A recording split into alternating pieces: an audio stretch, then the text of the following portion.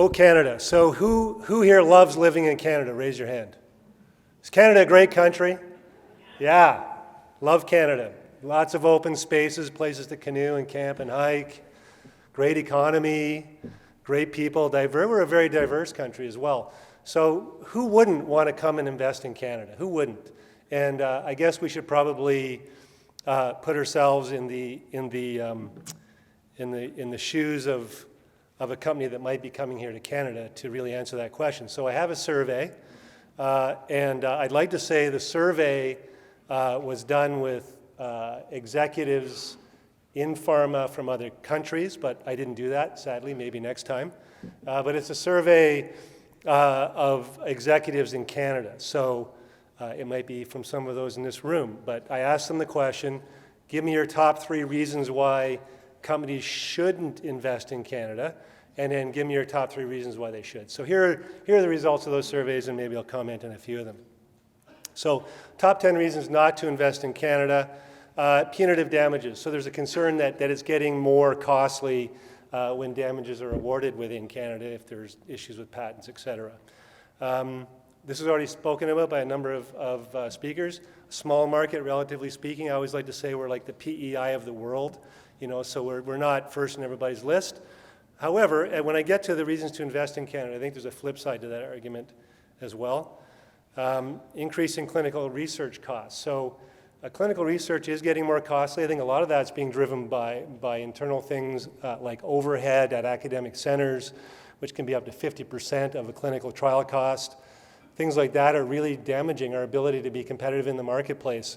There's 3 things with clinical trials, right? You got to be able to do them fast, with good quality, and cost effectively. And I think the rest of the world is catching up. The developed world in particular, BRIC countries can do all of those things well, and better than us in some cases, especially speed and cost. So clinical trials, we're probably going to see less investment there unless something changes. Large rebates required for listings, other creative approaches. The next 4 or 5 are all to do with reimbursement, no surprise there. More restrictions with private payers potentially, we're seeing that already. Slower time to reimbursement than other countries in some cases. PRB, Pamela mentioned that. We all are aware of the restrictions that are coming there, the uncertainty there. And then there's a perception that payers won't pay for innovation. We all have a different view of if a product is under that innovation umbrella or not. But obviously there are many things that aren't being paid for, and that could be the conclusion. So those, from the people that were surveyed, obviously reimbursement and pricing was the biggest sort of chunk of concern. And then poor patent protection. So yes, I mean, we have 20 years, that's pretty competitive. Data protection isn't as good here as in other countries. We're getting a little bit of that, but it's not full. And so there's still a concern, at least among those surveyed, myself included, that we could do better with data with patent protection. And finally, cold winters and Justin Trudeau. Those would be 2 really good reasons to not come to Canada, unless you like cold winters. Okay, so that's those are the top 10 reasons not to come to Canada or invest in Canada. Now the top 10 reasons to invest in Canada. Stable economy. So when a lot of countries look at us, they look at a very stable, well-managed economy, and that's obviously very important. It means predictability and reliability for when folks come to market here. No price rollbacks. So we've heard about price rollbacks in other countries like Japan, for example. So far as I know, maybe some of you are aware of this kind of a situation, but that hasn't occurred here yet. Speedy private payer coverage, again, for now. So we know that private payers are starting to jump on board with a lot of the things that public payers have been doing, and that will likely lead to slower times to coverage and less coverage. We have an aging population, as does most of the developed world, so that doesn't really give us an advantage, but we've got a bigger and bigger market that way. We do have really, I think Health Canada has really gotten their act together in the last 10 years, and they really are very good at getting fairly speedy regulatory approval. It's reliable. It's a year every time, or quicker if it's expedited review. But so I think that's a benefit, and the folks that were surveyed thought so as well. Here's the flip side of the 2%. So I think it's pretty well regarded, even though that Canada is 2% of the market. By and large, we can actually contribute more than 2% here in Canada, and that's because of our market and in the past, hopefully in the future, the favorable environment that we have here.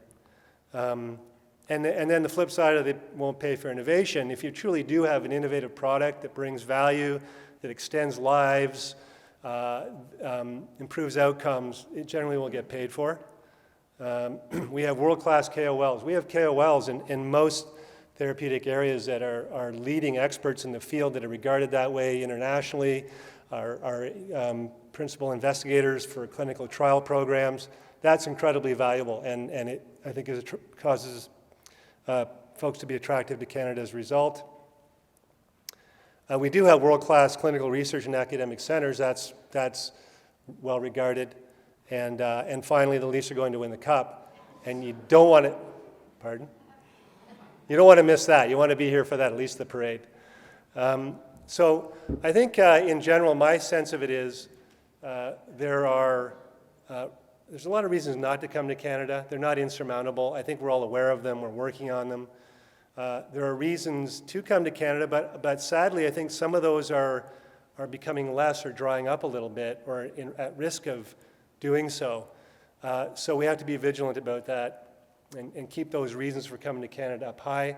Obviously, right now, a lot of companies are coming to Canada. We hear all the time about smaller companies coming to Canada, and we want to keep that going. And at the end of the day, it's an amazing industry. There's tons of opportunity. There's just lots of change, too. So if you have the courage and the stomach for that, then there's going to be a lot of success for all of us. I do have some questions. Of the top 5 reasons not to invest in Canada, which do you believe is the most significant? Okay, number 3, by far the most, pricing.